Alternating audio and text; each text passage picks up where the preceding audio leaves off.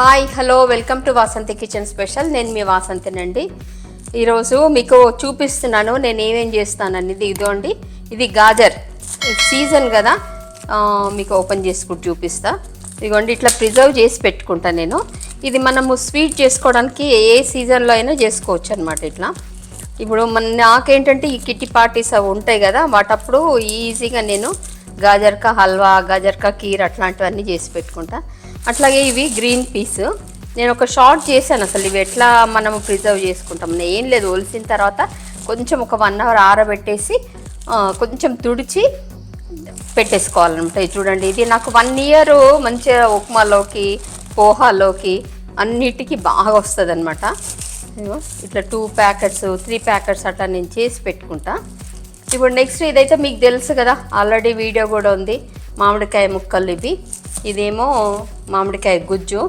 ఈరోజు మనం ఈ మామిడికాయ ముక్కలతోని పాలకూర పప్పు చేసుకుందాం రండి.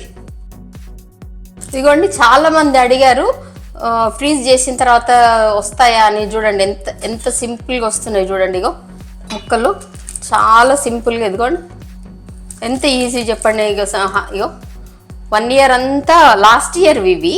ఇంకా ఈసారి ఇంకా చెట్లు సరిగ్గా కాయలేదు కదా, ఇది లాస్ట్ ఇయర్వి. ఇవ్వండి ఎంత సింపుల్గా వచ్చేసినాయి కదా. ఇది పాలకూర మంచిగా వాష్ చేసి కట్ చేసి పెట్టుకున్నాను నేను. అట్లాగే ఇది పప్పు ఉడికించి పెట్టేసుకున్నాను నేను. అందరు కుక్కర్లో పెడతారు, నేను కుక్కర్లో మాత్రం పెట్టను. ఇదిగోండి పప్పు ఉడికించి పెట్టుకున్నాను. కాకపోతే నేను కందిపప్పు నైట్ నానబెట్టుకొని మార్నింగ్ ఉడికించుకుంటాను. ఎందుకంటే కొంచెం కెమికల్స్ ఏమైనా ఉన్నా పోతాయి, మళ్ళీ గ్యాస్ ప్రాబ్లం కూడా ఉండదు. అట్లా ఈరోజు నేను దీంట్లో ఒక 1 టేబుల్ స్పూన్ శనగపప్పు కూడా వేసాను అనమాట. ఇది ఉడికించి పెట్టేసుకుంటే మనకి చాలా ఈజీ కదా. జీలకర్ర, ఆవాలు, తర్వాత కొద్దిగా ఎండుమిర్చి. దీంట్లో నేను కొద్దిగా మెంతులు కూడా యాడ్ చేస్తున్నాను, ఒక 1/2 టీ స్పూన్ మాత్రమే మెంతులు, చాలా టేస్ట్ ఉంటుంది. కొద్దిగా గార్లిక్ కొద్దిగా ఇట్లా క్రష్ చేసుకుంటే బాగుంటుంది. కాకపోతే ఆనియన్స్ వేసేదానికంటే ముందే గార్లిక్ వేయాలి, అంటే ఆ ఆయిల్కి అంతా ఫ్లేవర్ పడుతుంది, చాలా టేస్ట్ ఉంటుంది. ఇదిగోండి ఆనియన్స్, ఇది పప్పులోకి కదా, ఆనియన్స్ కొంచెం పెద్దగా ఉంటేనే బాగుంటాయి.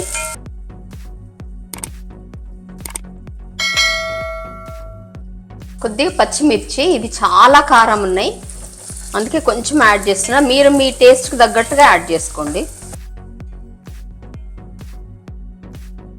ఇంట్లో కొద్దిగా ఇంగువ, కొద్దిగా కరివేపాకు, ఇది పసుపు,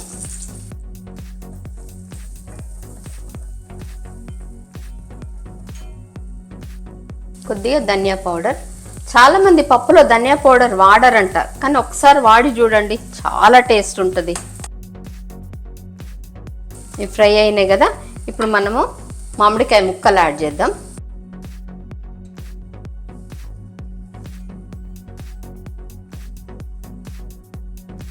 ఒకసారి కలిపేసి ఒక 2 మినిట్స్ మూత పెట్టేసుకుందాం.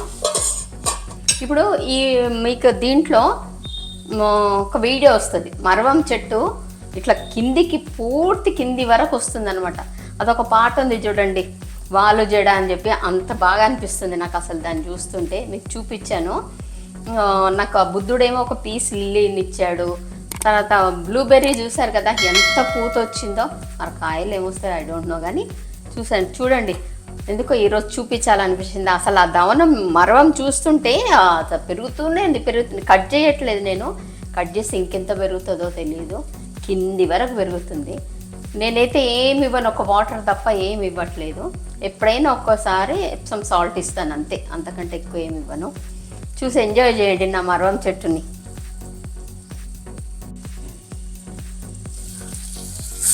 ఇదిగోండి కొంచెం మగ్గినాయి కదా మామిడికాయ ముక్కలు. ఇప్పుడు మనము పాలకూర యాడ్ చేద్దాము.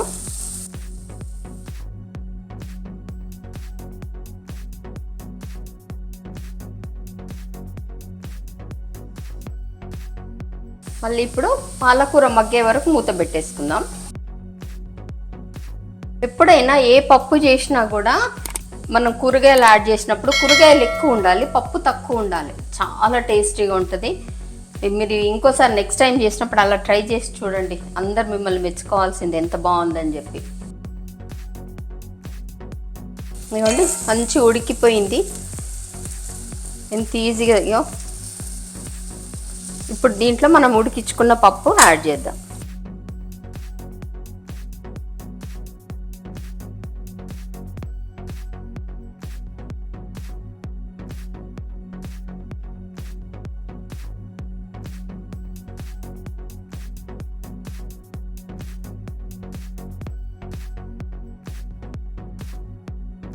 ఇప్పుడు దీనికి సరిపడా సాల్ట్ యాడ్ చేద్దాము.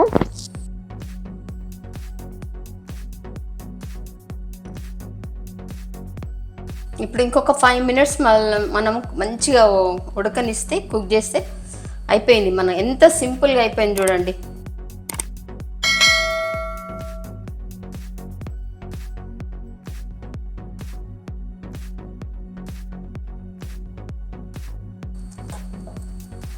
ఇప్పుడు ఒక 3 minutes మంచిగా ఉడికింది కదా, నేను కొద్దిగానే కారం యాడ్ చేసిన, ఎందుకంటే పచ్చిమిర్చి చాలా కారం ఉన్నాయి. మీకు కావాలంటే ఎక్కువ తినేవాళ్ళు ఎక్కువ తినండి, నేను చాలా తక్కువ తింటాను.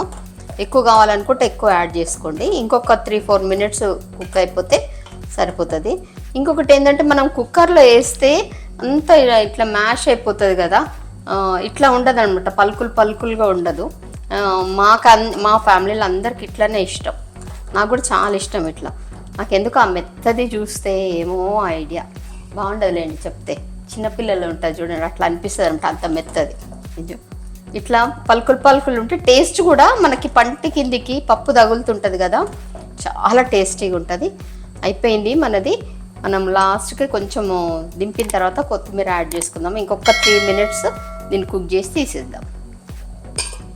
ఇదిగోండి అయిపోయింది పప్పు. కొంచెం కొత్తిమీర యాడ్ చేసేసి డిష్ అవుట్ చేసుకోవడం.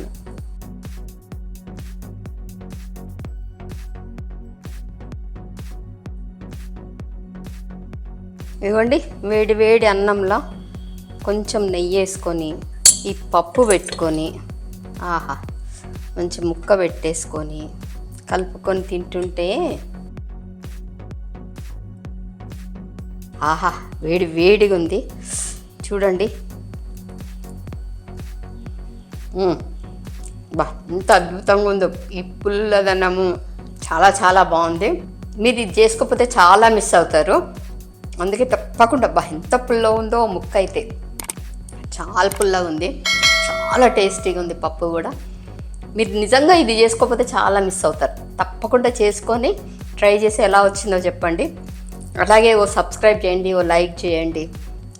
అసలు ఎవ్వరు ఎంకరేజ్ చేయట్లేదు, కొంచెం బాధ అనిపిస్తుంది. చూడండి ఒకసారి ఎంకరేజ్ చేసి చూడండి ఎలా ఉంటాయో నా వంటలు కూడా. Okay, thank you.